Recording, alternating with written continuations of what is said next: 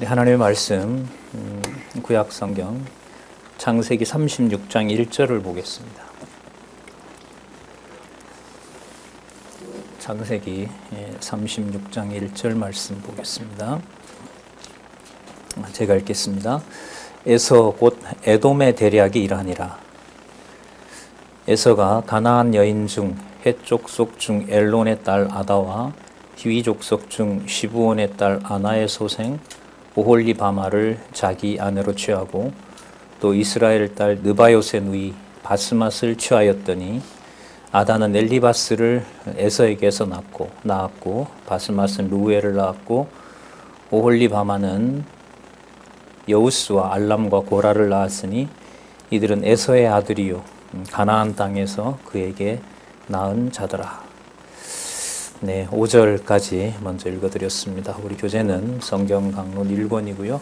284페이지에 보시면 성경 본문과 함께 요약이 잘 나와 있습니다. 우리 개론 잠시 살펴보면은요, 36장 1절에서부터 19절에 보면 여호와께서 에서 자손이 나옵니다. 에서는 아시는 것처럼 야곱의 형이고요. 이삭의 아들이고 장자이지만 장자권을 하나님이 빼앗아서 야곱에게 주는 일을 우리 살펴봤었죠. 그리고 이 에서는 그걸 축복이라고 해야 될지 저주라고 해야 될지 야곱이 형의 축복을 아버지를 속여서 받은 다음에 에서가 간청을 하죠. 아버지 남은 복이 없냐고, 난 다 줬다고, 그래도 없냐고. 그런데 지금 이제 우리가 그 이후로 살펴봤는데요, 이렇게 연관이 돼요.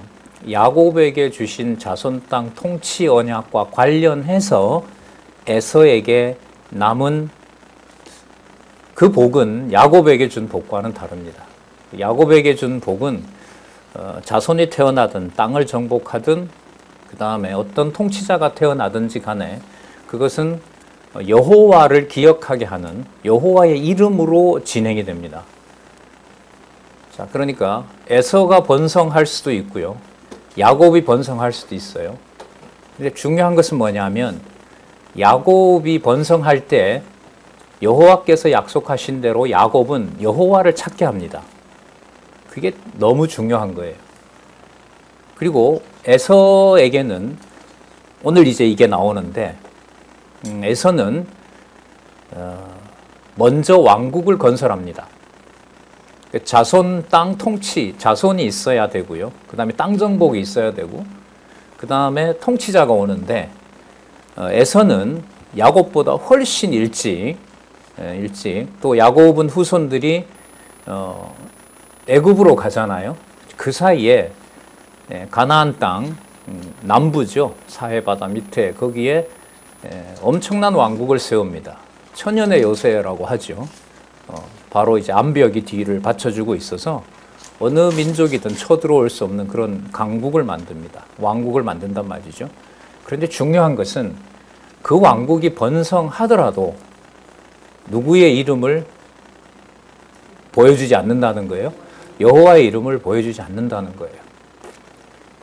그러니까 이 여호와의 이름을 여호와께서 어떻게 관리하시는지가 자손과 땅과 통치라는 바로 이 역사 속에서 진행이 됩니다.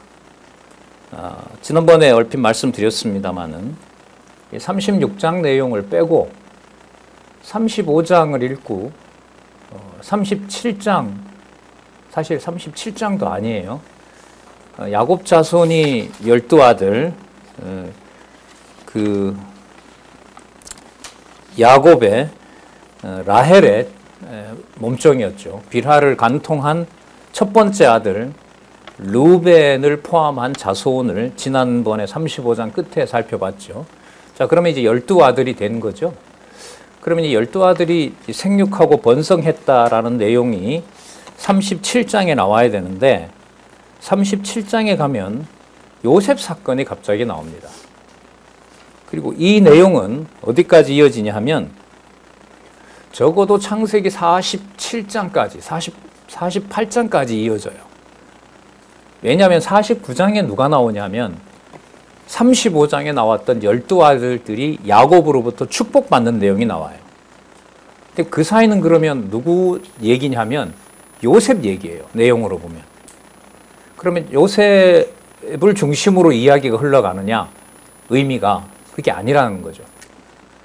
이 경우에도 여호와의 이름, 언약대로 이루시는 여호와께서 당신의 전능성과 또 언약대로 이루시는 신실성과 자신의 방법대로 이루시는 주권성과 그리고 1.1획이라도 더하거나 더할 수 없는 창세전 영원한 작정을 이루시는 바로 그 영원성과 우리가 생각할 수 없는 방식으로 보여주시는 자비성, 하나님의 5가지 속성들이 자기 백성에게 여호와의 이름을 부르게 하시려면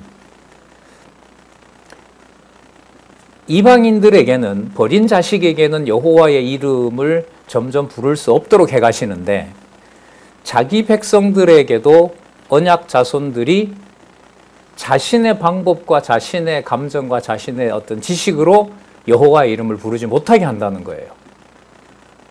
그게 여러분 창세기 1장에서부터 계속 얘기하고 있는 언약대로 이루시되 주권성을 하나님이 보여주신다고 했을 때는 그 언약의 내용마저도 뭐하는 사라지는 듯한, 없어지는 듯한 그런 일들이 벌어진다는 거죠. 그래서 이제 가끔 이제 말씀을 정리를 그렇게 드리는데 여호와의 이름은 여호와가 관리하신다. 우리가 잘 아시는 10계명, 나 외에 다른 신을 두지 말라부터 해서 10가지 계명을 여호와가 자신의 방법대로 관리하신다는 거예요. 자, 그게 우리가 생각하는 방식과는 너무 차원이 다르다는 사실을 우리는 성경을 통해서 그동안 확인을 했습니다. 자, 서론을 좀 길게 말씀을 드렸는데 우리 36장 내용에 에서 자손이 번성하는 이 내용을 어떻게 이제 이해할 것이냐, 어떻게 연결해 갈 것이냐라고 하는 것을 일단은 좀 고민을 하실 필요가 있을 것 같아요.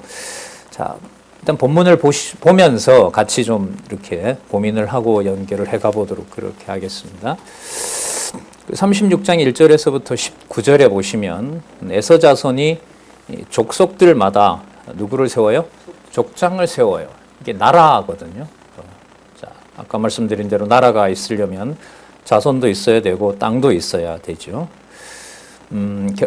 전체적으로 요약을 하고요. 본문을 이제 다 읽지는 않겠습니다. 중간중간에 이제 살펴보려고 하는데 이렇게 됩니다. 에서가 아내를 셋을 얻어요.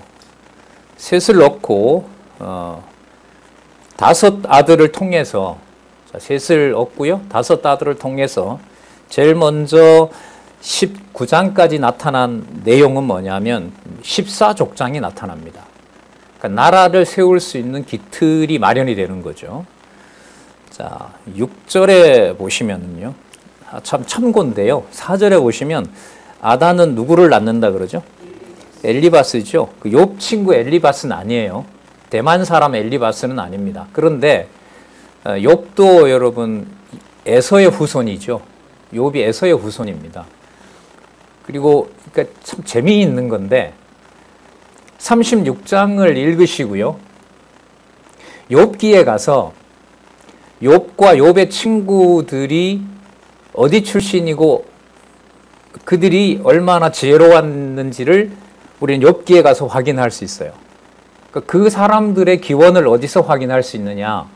창세기 36장에 보면 그 욥의 친구들의 이름과 지명이 다 나옵니다. 이게 글쎄요, 혼돈스럽다기보다 이게 몸에 좀 이게 소름이 돋는데, 저는 그 하나님의 전능성 계시가 나오는 욥기서에 아브라함의 후손이 거기에 나와야 된다고 생각을 해요. 제 생각이죠. 몰랐을 때는. 그런데 보니 아브라함의 후손이 아닌 울며 불며 아버지의 복을 뭔가 좀 얻으려고 했던 에서의 후손으로 욥과 욥의 친구들이 등장해요. 아브라함의 후손이 아니거든요. 되게 혼돈스럽더라고요. 그걸 한 번은 강의를 한 것 같은데 역대기 1장 1절에 누구 이름이 나온다 그랬죠? 아담이 나오죠. 그래서 역대기 내용이 욥기에 나타난 이방인 욥과 그 친구들의 그 논쟁을 통해서 드러나는 전능성과 무관하지 않다. 이런 강의를 드린 적도 있습니다만 어쨌든 지금 이 맥락에서는 그렇게 중요하지도 않을 수 있는데 욥기와 연관을 시키면 중요할 수도 있다는 거 그렇게만 말씀을 드리고요. 자, 4절에 보면 엘리바스라고 나오죠. 그래서 그 참고하시기 바라고요. 6절에 보면 에서가 자기 아내들과 자기 자녀들과 자기 집의 모든 재물을 이끌고 그 동생 야곱을 떠나 타초로 갔으니 두 사람의 소유가 풍부하여 함께 거할 수 없음이로라. 그들의 우거한 땅이 그들의 가축으로 인하여 그들을 용납할 수 없었더라. 여러분 5절 끝에 보세요. 지금 에서가 어디에 살고 있습니까? 어디에 살고 있다고요? 가나안에 살고 있습니다. 그럼 지금 야곱이 어디에 살고 있냐 하면 헤브론에 살고 있어요. 예루살렘 밑에. 거기에 야곱이 20년 동안 아람 땅, 바단 아람에 있는 화란에 있는 동안에 야곱을 그러니까 누가 보호하고 있었던 거예요? 에서가 헤브론에서 여기 보시면 가나안 땅이라고 했잖아요. 가나안 땅에 살고 있었던 거예요. 그런데 여러분 가나안 땅은 에서가 받을 수 있어요? 없어요? 없어요. 하나님의 방법은 뭐였냐 하면 에서를 번성하게 하시고 조금 전에 말씀드렸던 대로 에서에게 말을 잘해야 될 텐데 애굽 에서 이렇게 막 나와가지고 지난 시간에도 이제 본문의 사실을 팩트를 잘못 말했다고 약간 비난까지 오던데 비난하지 마시고요. 저한테 카톡을 보내주세요. 모세의 그 압살롬의 동생이 누구예요? 다말이고 암논이 이복 동생을 그야말로 강간하잖아요. 그리고 이제 압살롬이 암논을 이제 죽이잖아요. 그래서 제가 본문을 가끔 틀릴 때가 있는데 두려워하지 마시고 저 틀리면 안 되는데 이렇게 하지 마시고 저한테 카톡을 보내주세요. 그러면 바로 또 확인할 수 있으니까 같이 확인하는 게 좋을 것 같아요. 하나님의 방법은 20년 동안 야곱을 많은 재물을 줘서 돌아오게 한 다음에 에서를 번성하게 합니다. 그런데 살면 안 되잖아요. 가나안 땅에 재물이 너무 많아서 가나안 땅에 살 수 없게 해요. 마치 그 아브라함 조카 롯이 소돔과 고모라가 멸망하기 전에 소돔과 고모라를 보니까 어디와 같았더라? 여호와의 동산과 같았더라. 예. 그래서 거기로 보내는 것처럼 지금 여기 읽었던 6절 말씀요. 마지막에 그 동생 야곱을 떠나 타처로 갔으니 7절 보세요. 두 사람의 소유가 풍부하여 뭐 할 수 없다? 함께 거할 수 없었더라. 분리하는 방법이고요. 좀 강하게 말씀드리면 여호와의 이름을 부르게 하는 것과 부르지 못하게 하는 하나님의 주권적 섭리가 여기에 나타나는 거예요. 그들의 우고한 땅이 두 번이나 나와요. 그들이 우고한 땅이 그들의 가축을 인하여 그들을 뭐 할 수 없었더라? 용납할 수 없었더라. 이 족보 얘기라면은요, 6절과 7절을 빼고요, 5절을 읽고 8절을 읽으면 돼요. 5절 볼까요? 가나안 땅에서 그에게 낳은 자들아. 8절 보세요. 이에 에서 곧 에돔이 세일산에 거하니라. 가나안에서 세일산으로 옮겨서 거기서 생육하고 번성을 했구나. 이렇게 나오면 되는데 6절과 7절에 보면 하나님이 떠나게 하는 방법이 여기에 나와 있는 거예요. 이게 여호와의 이름을 여호와가 관리하시는 것과 관계가 있다는 말씀을 드리고요. 9절에 보시면 그 중요한 단어 하나가 나오는데 세일산에 거하니라고 하고 세일산을 중심으로 에돔이라는 왕국이 건립이 돼요. 자, 이에 에서 곧 에돔이 세일산에 거하니라. 세일산에 거한 에돔 족속 조상 에서의 뭐라고 나오죠? 대략이 이러하니라. 여러분 이게 바로 톨레도트입니다. 톨레도트는 어떨 때 나온다고요? 자손을 중심으로 언약한 대로 이루어질 때 바로 대략이라는 개념이 나오죠. 창세기 2장 4절에서부터 시작하죠. 여호와의 천지 창조의 대략이 이러하니라. 이 톨레도트라는 단어가 언약대로 성취하셨고 앞으로 언약대로 성취하신다라는 사건을 기록할 때 그때 사용하는 단어예요. 그러니까 여호와라는 개념하고 가장 연결이 잘 되어야 될 개념이 바로 이 개념인 겁니다. 그러니까 에서에게 약속했던 대로 에서에게 이루어지는 거예요. 하지만 여호와의 이름은 여호와가 이루시지만 에서에게 가지는 않아요. 그런데 아까 말씀드린 대로 아담을 중심으로 보면 그리스도와 연관이 되면 욥기에 등장하는 바로 에서 후손이 여호와의 이름을 부르는 것하고도 연관이 된다고 봐요. 자, 그건 또 다음에 우리 욥기 나올 때 또 설명을 좀 더 드리도록 할게요. 자, 11절에 보면 엘리바스의 아들들은 대만이라고 나오죠. 대만이 욥 친구 고향이잖아요. 네, 지명들이 여기 다 나옵니다.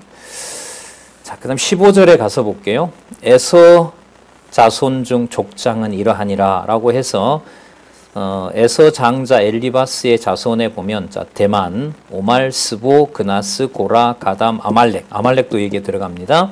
에돔 땅에 있는 엘리바스로 말미암아 나온 족장들이요. 이 7족장이에요. 자, 그 다음 두 번째, 아까 아내가 몇 명이라 그랬죠? 3명이라 그랬죠. 자, 17절에 에서의 아들 르우엘의 자손에서는 나핫, 세라, 삼마 이렇게 해서 에돔 땅에 있는 르우엘로 말미암아 나온 족장들 4명이에요. 그러니까 7족장, 11족장. 그 다음에 18절에 보면 에서의 아내 오홀리바마의 아들들은 여우스 족장이라고 해서 3명이 나타납니다. 3명이 나옵니다. 자, 그러면 아까 7족장, 4족장, 3족장, 전부 몇 족장이죠? 14족장. 네. 그럼 이 족장이 아까 무슨 개념하고 관계 있다고요? 대략이 이러하니라. 톨레도트와 관계가 되는 거예요. 그래서 이 단락에서 결론은 여호와 계시구나, 성경이. 어떻게 구분을 시킨다고요? 재물을 많이 줘서. 재물을 많이 줘서 왕국은 세워요. 그런데 누구 이름으로부터 점점 멀어져요? 여호와 이름을 부르는 것에서는 멀어지게 되는 거예요. 네. 자, 반대로 여호와를 배반하는 일을 아브라함, 이삭, 야곱의 입에서 나오지만 이들에게 언약하신 내용을 여호와가 관리하시면서 우리 이 톨레도트와 연관해서 아브라함, 이삭, 야곱을 통해서 했던 일은 뭐냐면 아브라함과 이삭, 야곱이 큰 사건을 겪을 때마다 뭘 쌓아요? 단을 쌓고 거기서 뭘 합니까? 여호와의 이름을 부르게 해요. 그럼 망해도 이래 망해도 저래 망해도 여호와 이름만 부르게 하면 된다는 겁니까? 라고 하면 예스예요. 맞아요. 이제까지 우리가 확인한 것도 그렇고요. 앞으로 자손 언약 이루시고 땅 언약 이루시고 통치 언약 이루시고 그리스도 오실 때까지 또 그리스도가 오셔서 천국의 신령한 땅과 자손 통치를 영적으로 이루어 가시는데도 여호와 이름을 여호와의 방법으로 관리하세요. 이게 성경이 가지는 권위예요. 글쎄요, 다른 어떤 무엇으로 연결할 수 있는 고리가 있다면 글쎄요, 이제까지 찾아봤지만 없다고 저는 생각을 해요. 자, 볼게요. 그 다음에는 이건 그 에서가 직접 낳은 아들이고요. 에서가 아까 어디로 갔다 그랬죠? 세일산으로 갔다 그랬죠. 세일은 이미 왕국이 있었어요. 그런데 그 왕국을 빼앗습니다. 빼앗는다라는 말은 있던 왕국을 족장들이 번성하면서 그 나라를 빼앗게 되면 바로 부족으로 존재하다가 부족으로 있다가 뭐가 돼버리는 거예요? 왕국이 되는 거예요. 나라가 되는 거예요. 나중에 이제 여호수아를 통해서 요단 서편 땅 가나안을 침략하면서 들어올 때 보면 여호수아가 이제 진짜 엄청난 그 이방인들을 죽이잖아요. 그러면서 들어와서 그 왕국을 이어받고 왕국을 바로 세우는 게 아니에요. 여호수아로부터 다윗이 올 때까지는 또 몇 년이 걸려요? 적어도 400년. 400년 걸리는 거예요. 자, 이방 민족이 훨씬 더 자손 땅 통치 언약, 그러니까 나라를 이루는 일들이 더 분명하게, 더 위대하게, 더 크게 일어나는 거죠. 그런 언약 자손들이 그걸 여호와의 이름을 망각하게 되는 일은 이렇게 약속은 했는데 우리는 안 이루어진단 말이죠. 이방이 더 커진단 말이에요. 거기에 이제 여호와께서 자신의 이름을 둘 자와 두지 않을 자의 엄격한 분리가 일어나고 행위와 관계없이 자기 이름을 부를 자들에게는 그 말씀을 다시 들려주게 하시는 거죠. 모세를 통해서 시내산에서 하나님이 임해서 말씀을 주시는 것처럼. 자, 그래서 여러분 20절에서부터 30절에 보면 자, 호리 족속의 세일 자손이 족장들을 세울 만큼 번성한다는 얘기가 나오는데요. 그러니까 세일에 있는 호리 자손이 7 족장들을 세울 만큼 번성을 합니다. 자, 20절에 보시면 세일 자손은 로단과 거기 보면 소발이라고 나오죠. 소발이 그 욥 친구 소발하고 이름은 좀 달라요. 하지만 이 언어들이 그 욥 친구들이 살았던 바로 그 동네를 잘 보여주고 있습니다. 욥의 고향은 우스인데 우스가 나와요. 어디에 나오냐면 28절에 보세요. 뒷산의 자녀는 누구라 그러죠? 우스죠. 이 우스가 바로 욥의 고향입니다. 그러니까 사람 이름이 곧 고향이 되는 거죠. 자, 하여튼 이렇게 보시고 21절에 보면 디손과 에살과 디산이니 이들은 에돔 땅에 있는 세일 자손 중 호리 족속으로 말미암아 나온 족장들이라 그러죠. 이미 원주민으로 있었던 호리 족속을 에서 후손들이 접수를 해버리는 거예요. 자, 그 다음 24절에 보시면 시브온의 자녀라고 나오고요. 자녀는 아야와 아나며 이 아나는 그 아비 시브온의 나귀를 칠 때에 광야에서 뭘 발견해요? 예, 광야에서 원천을 발견해요. 좋아요? 나빠요? 좋죠. 너무 좋죠. 광야에서 원천을 발견하는 일이 벌어집니다. 그러니까 뭐 하기에 좋아져요? 왕국을 이루기에 물이 있으면 제국이 서는 거예요. 우리 잘 아시는 것처럼 모든 강한 나라들이 강을 따라서 번성하잖아요. 그 세워지고 광야에서 온천을 발견했으니까 번성하는 거예요. 자, 그 다음 28절 디산, 그 다음 아까 말씀드렸죠. 우산 나오고요. 30장에 보면 28절, 29절, 30절에 보면 7 족장이 나옵니다. 아까 몇 족장이었었죠? 14 족장이었죠. 그럼 7 족장이면 21 족장이죠. 뒤에 또 나옵니다. 자, 그 다음에 36장 31절에서부터 43절에 보면 이번에는 에돔 땅의 왕들과 에서의 후손 족장들이 나와요. 그러면 뭐냐 하면 애굽 땅에 있었던 에돔 땅에 있었던 왕국들을 에서가 그대로 다 받아들이는 거예요. 정명하는 거죠. 자, 왕의 제국은 거기에 이미 있었는데 그 나라를 에서가 다 지배를 합니다. 31절에 보면 글쎄 여러분들 한번 생각해 보세요. 이런 구절들이 왜 나올까? 이스라엘 자손을 다스리는 왕이 있기 전에 에돔 땅을 다스리는 왕이 이러하니라. 굳이 여러분 이스라엘이라는 이름이 나올 필요가 있을까요? 에서 번성이 목적이라면 지금 이 맥락은 누구 얘기와 상관은 없어요. 야곱과 상관이 없다고요. 전체적인 내용이. 그런데 표현이 어떻게 되어 있냐면 이스라엘 자손을 다스리는 왕이 있기 전에 이렇게 나와버려요. 그럼 누구보다가 왕이 먼저 있었다는 얘기 돼요? 이스라엘보다 먼저 있었다는 거죠. 이스라엘이라는 말이 무슨 뜻이라고요? 하나님과 겨루어 이겼다는 거 아니에요. 그 통치국가에 대한 약속을 확증받은 거죠. 그 에서가 쫓아온다는 얘기를 듣고 기도하면서 이제 하나님의 사자와 씨름해서 얻은 약속 아니겠어요? 확인해준. 자, 그런데 그 이스라엘의 자손을 다스리는 왕은 에돔이 먼저 차지를 하게 됩니다. 과정이 나오는데 그것도 그냥 이름만 확인할게요. 32절에 보면 벨라라가라는 왕이 처음 나오고요. 33절에 가면 요밥 왕이 나오고요. 어쨌든 왕들이 계속 바뀝니다. 뭐 나와서 바뀌는 게 아니라 여기 보면 누구의 아들 이렇게 나옵니다. 그 다음에 35절에 보면 후삼 왕이 나오고요.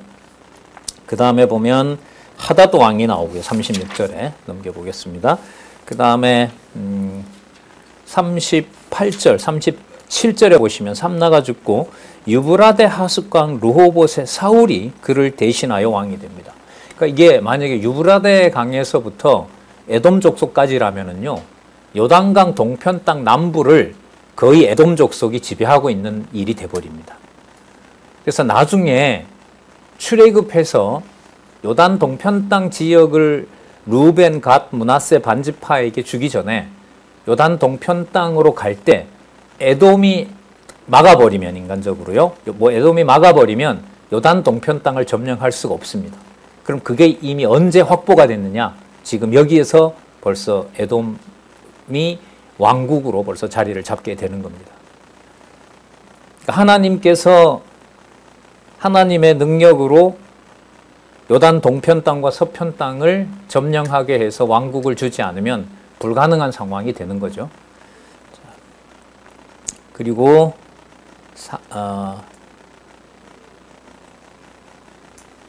39절에 바알 하난이라는 왕이 나오고요. 에서에게 이제 점령되기 전에 마지막 왕이 하달 왕이라고 나옵니다. 7왕이 있던 거예요. 자, 그러면서 40절이 이렇게 돼요. 에서에게서 나온 족장들의 이름은 그 종족과 거처와 이름대로 이러하니라. 여러분, 종족 거처 이름이라는 것은요, 자손 땅 통치와 관계가 적을까요? 많을까요? 많죠. 그럼 아까 왕국을 세웠다고 했으니까 자손과 땅 통치가 반드시 누구의 후손으로 와야 돼요? 에서의 후손으로 이루어져야 돼요. 그래야 아까 대략이 이러하니라, 그 톨레도트라는 개념이 여호와와 관계가 되는 거예요. 이렇게 보면요, 성경을 절대진리 하나님 말씀이라고 봤을 때 개념 하나가 우리랑 전혀 상관이 없을 수 있어요. 딥나 족장이 나랑 여러분과 무슨 상관이 있겠어요. 하지만 이 정보가 창세전 영원하신 작정 섭리대로 창조부터 심판까지 여호와의 이름을 그리스도의 통치를 통해서 보여주시고자 하는 것이 하나님의 계시의 목적이라고 본다면은 전혀 상관없는 개념이 여호와를 계시하는 가장 중요한 정보가 되는 거예요. 그래서 예수님이 말씀하신 기록한 말씀 하나라도 땅에 떨어지지 않는다라는 말이 그게 실감이 나요. 뭐 먼지 하나라도 뭐 하나라도 통치하지 않는 것이 없다라고 하는데, 성경 신학의 이제 놀라움은 하나님께서 보여주신 것은 창세기부터 요한계시록까지 모든 낱말들 한 번씩 카운트를 하면 구약은 9,500개 단어예요. 여호와라는 말을 이제 한 번만 쓰면 그 단어 개수를 세하려면 신약은 5,600개가 돼요. 사실 얼마 안 되죠. 한 6,000개, 15,000개의 단어가 창세기에서부터 계시록, 히브리어와 헬라어로 원 그 기록은 그렇게 돼 있단 말이죠.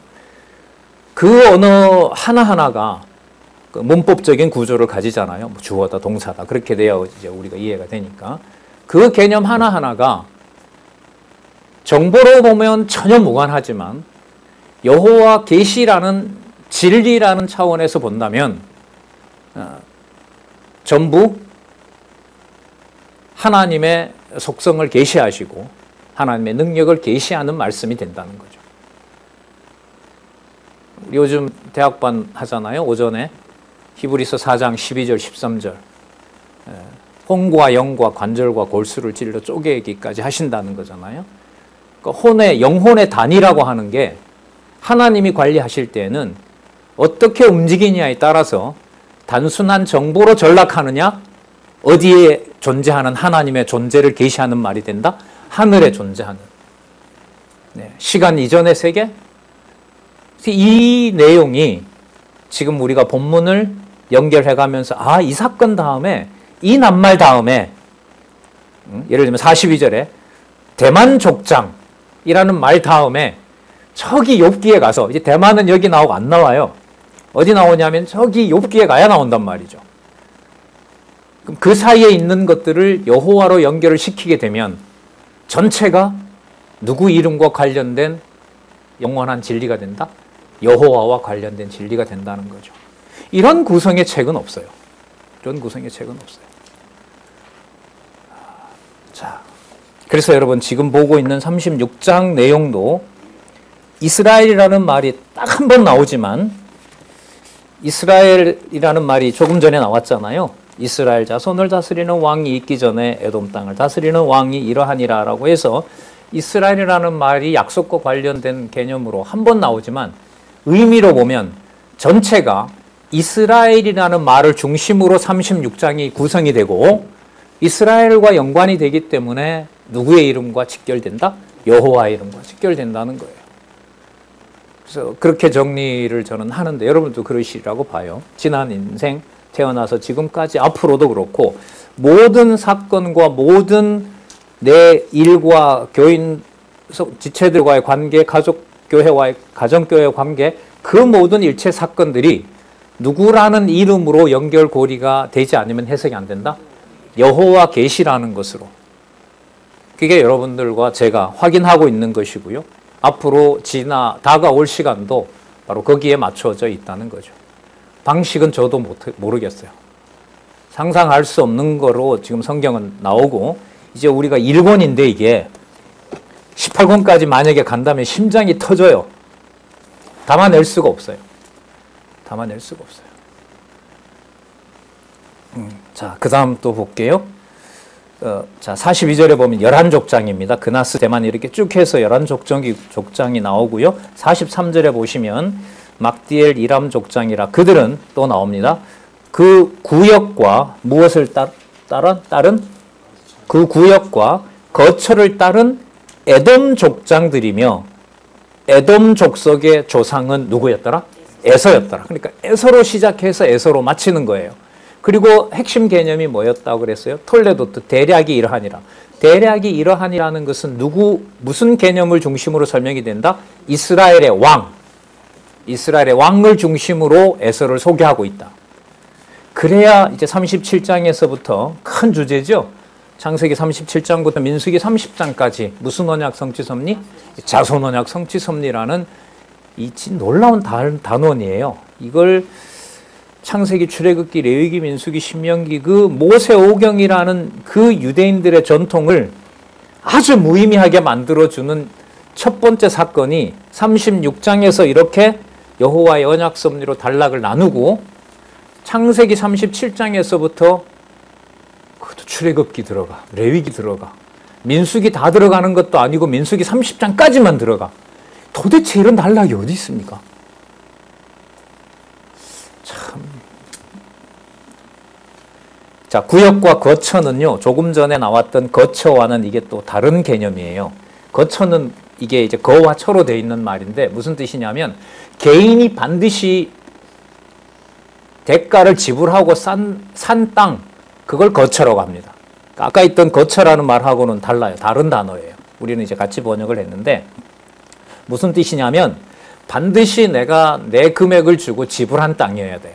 이게 뭐하고 관계되냐면 12지파를 나중에 여호수아가 분배하잖아요. 물론 요단 동편 땅은 르우벤과 갓과 므낫세 반지파는 모세가 이렇게 나눠주지만 나중에 가나안 땅에 들어가서는 모세가 분배하잖아요. 그 경계석을 옮기면 돼요? 안 돼요? 안 되죠? 그건 하나님의 명을 어기는 거잖아요. 그 경계석을 옮길 수 없는 것처럼 거처라고 하는 말이 바로 그 말이에요. 정해진 그대로 자기 종족은 거기에서 살아야 되는 거죠. 그러니까 아까 구역과 거처라는 말은 무슨 말하고 관계 있냐 하면 아까 톨레도트라 그랬죠. 에서의 족장들과 왕국이 이러하니다 라고 얘기를 한다고 해서 얘기가 다 끝났어요? 그러면 그것대로 어떻게 되었다? 구역과 거처가 이루어졌다. 따라서 톨레도트는 여호와 개념이다. 이렇게 연결이 되는 거예요.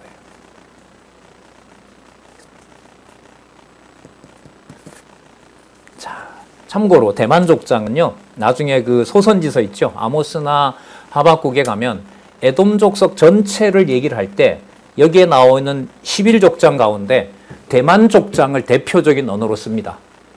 그러니까 대만 사람 엘리바스라고 했을 때는 추정을 해보면 에서를 대표하는 이름이 바로 대만 족속이에요. 제일 잘 나가는 민족이었던 거죠. 족장이었던 거죠. 그 친구를 이제 욥의 친구였다는 거, 그렇게 참조하시면 됩니다. 그래서 아까 40절에 나왔던 종족과 거처와 이름대로라고 하는 것은 생육하고 번성한 상황을 나타내는 거고요. 구역과 거처라고 하는 것은 에서에게 언약하셨던 대로 이루셔서 왕국을 이스라엘보다 먼저 주셨다는 것을 확증하는 개념이고요. 그러니까 시작했던 대략이 이러하니라. 돌레도트와 연관이 되고요. 돌레도트는 여호와와 연결이 된다.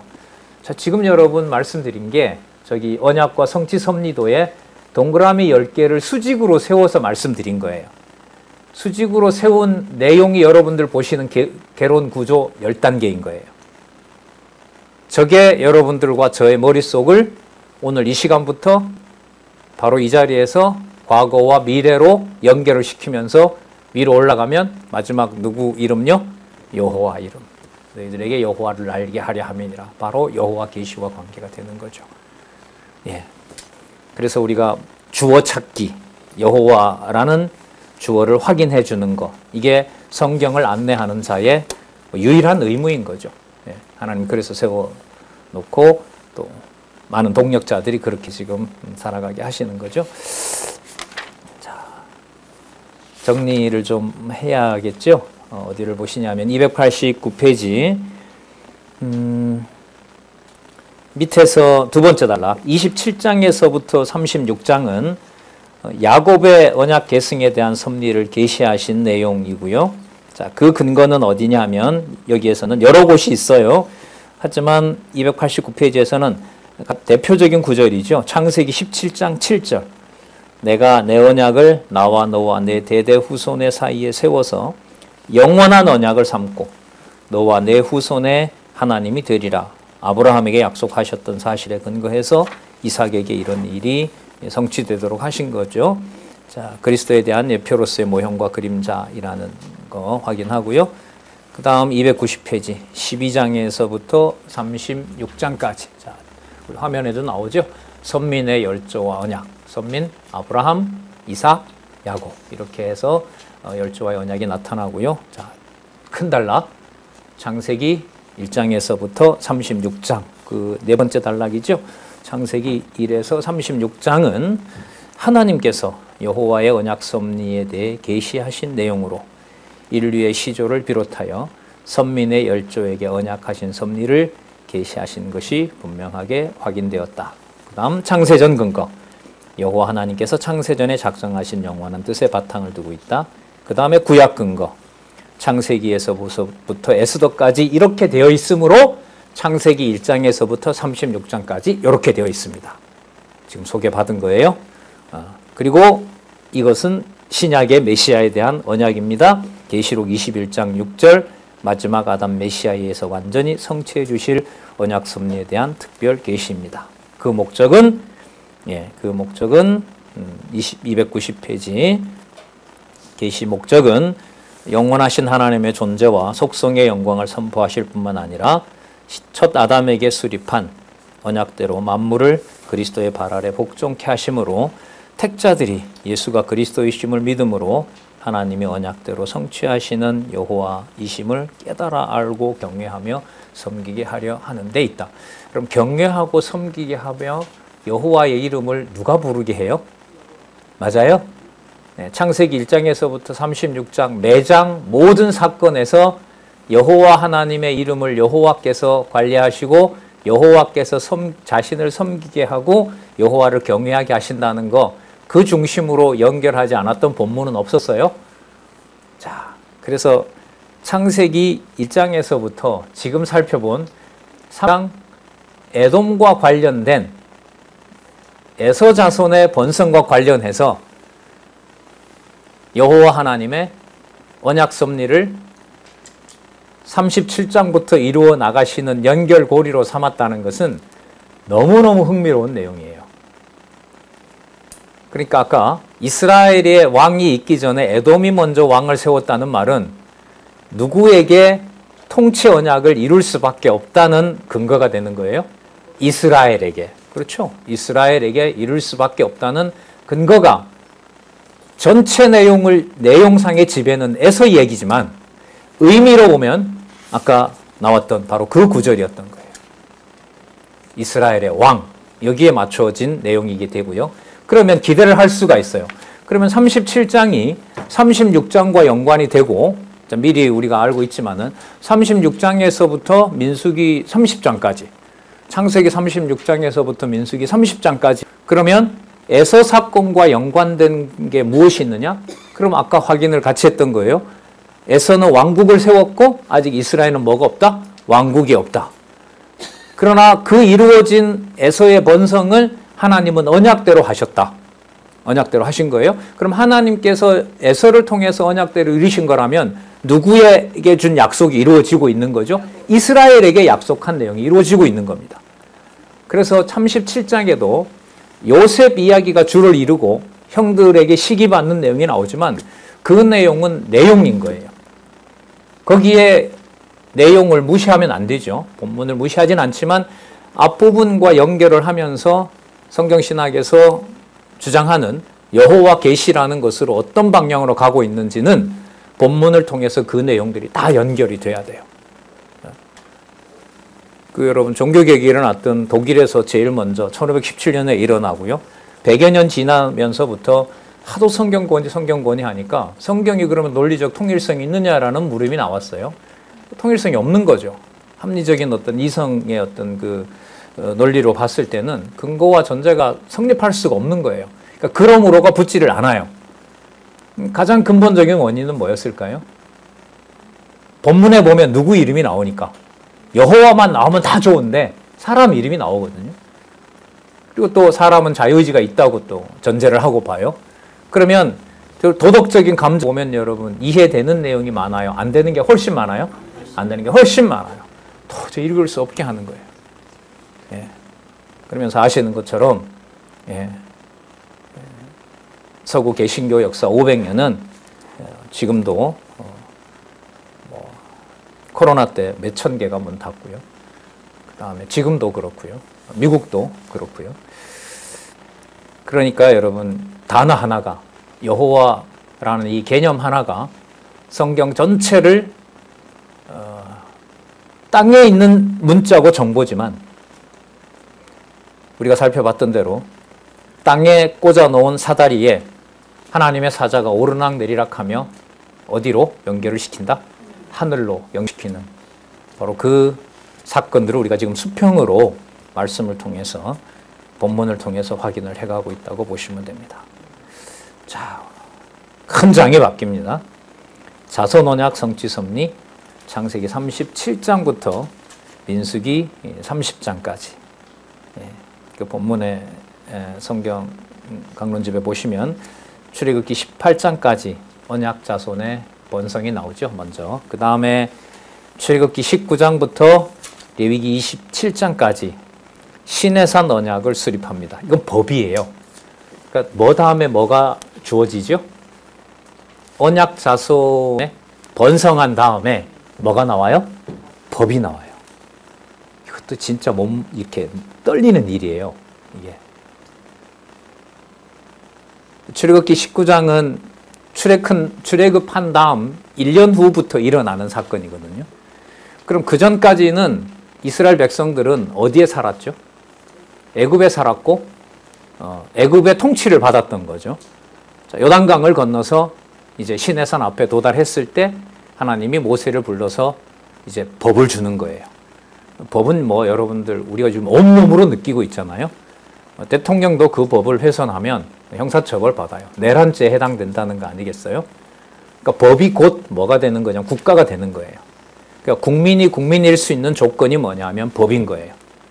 그 법이 바로 우리가 그렇게 많이 왜곡되었고 강요받았고 잘못 해석했던 바로 그 율법이었던 거죠. 아직도 이 법의 굴레에서 벗어나지 못하고 있고요. 아까 유럽 얘기했습니다만 유럽의 종교개혁은 법의 인간의 법에서 해방되고 캐톨릭으로부터 로마 교황의 법으로 해방되었으나 다시 캐톨릭으로 돌아가는 바로 인간의 법으로 훼손되는 바로 그 역사가 일어나고 있고요. 놀랍게도 여러분들과 저희들에게 성경을 이렇게 볼 수 있는 마음과 여건을 주신 거죠. 자, 이것도 이 순서가 놀랍습니다. 왜 이 자리에, 여기에 출애굽기 19장부터 레위 27장까지 시내산에서 언약을 수립하시느냐. 그럼 이때 언약은 새로 만드는 것이 아니라, 이 중요해요. 새로 만드는 것이 아니라 애굽에서 생육 번성한 백성에게 주는 거예요. 이게 무슨 뜻이냐면 언약하신 대로 애굽에서 나오게 하시고 가나안 땅으로 가게 하시기 때문에 이 법에 상관없이 법을 받았기 때문에 백성이 되는 게 아니에요.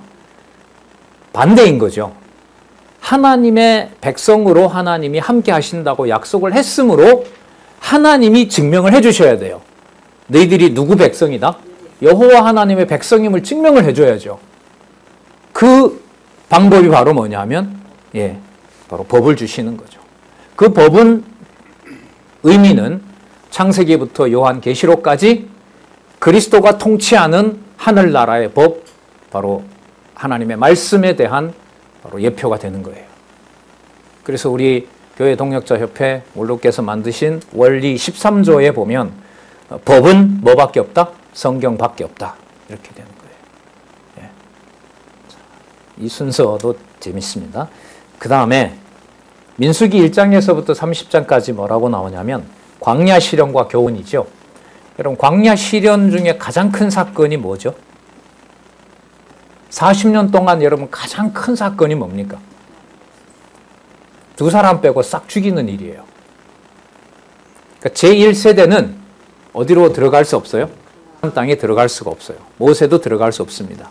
그러면 다 죽인다는 얘기잖아요. 다 죽었다는 얘기잖아요. 그 다 죽은 사건이 시내산에서 준 언약과 관계가 있을까요? 없을까요? 있죠. 다르게 말씀드리면 광야에서 40년 동안 그 20대 이하니까요. 할아버지, 할머니, 아버지, 어머니가 죽는 걸 눈앞에 본 거예요. 때로는 금송아지 섬기다가 처참하게 죽는 사람도 있을 거고요. 문둥병에 걸린 사람도 있을 거고요. 모세를 지도자가 아니라고 했다가 불뱀에 물려 죽은 사람도 있을 거고요.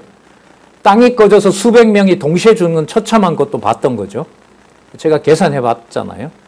하루에 3.4명인가 죽어야 돼요. 매일 40년 동안. 때로는 몇백 명, 때로는 몇천 명. 고라당일 경우에는 그냥 불이 나와서 다 태워버리죠. 그게 여러분 민수기 40장, 민수기 1장에서부터 30장까지 광야 시련이에요. 그러면 하나님이 무조건 막 죽이느냐? 그게 아니에요. 신의 산에서 준 법에 따라서 처리해요.